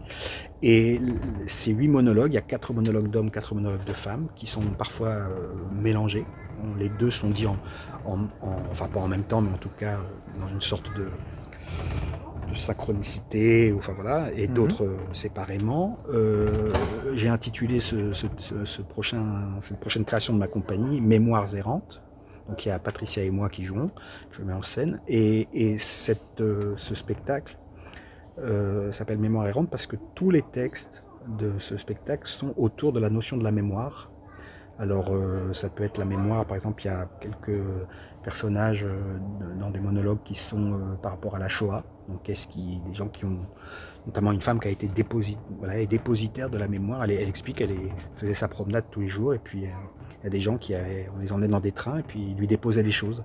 Puis un jour il y a un petit garçon qui lui a donné la pluie du bon Dieu. Donc elle doit garder. Elle a eu tellement de choses qu'elle les a mises dans sa maison, elle a fait des pièces différentes, elle a répertorié dans l'espoir qu'il reviendrait, etc. Donc il y a une femme qui perd la mémoire, peut-être c'est Alzheimer. Il y a un homme qui fait aussi le bilan, ça s'appelle ce qui demeure, c'est-à-dire qu'est-ce qui reste d'une vie, un homme qui repense à sa femme qui est décédée, enfin voilà, c'est que sur la notion de la mémoire. Ok. Et donc ça c'est l'idée de la monter en 2026, mais il faut pour ça que je trouve coproducteur, subvention, préachat, etc. Donc, et voilà. Bon entendeur, du coup. Voilà, bon entendeur. Voilà. Eh ben, écoute, merci beaucoup, Christophe. Merci à toi, merci beaucoup de ton invitation. J'étais ravi vraiment de pouvoir discuter avec toi. Je sens qu'on aurait pu parler encore des heures et des heures. Mais je pense à mes petits auditeurs et auditrices. Et du coup, je crois qu'on en est à 1h30 d'enregistrement. C'est plutôt pas mal, hein. C'est une belle moyenne. On est plutôt pas mal. En tout cas, merci beaucoup de m'avoir invité. Et merci également à vous, bien sûr, d'écouter le podcast Les Théâtreux. À très bientôt. Merci beaucoup. Au revoir. Merci d'avoir écouté cet épisode des Théâtreux. Si vous souhaitez participer ou tout simplement me contacter, n'hésitez pas à m'écrire sur ma page Instagram à les.théâtreux.podcast. Profitez-en pour commenter, noter ou en parler autour de vous. J'aurai le plaisir de vous retrouver pour un prochain épisode dans 15 jours. D'ici là, vous savez ce qu'il vous reste à faire. Allez au théâtre. À très vite.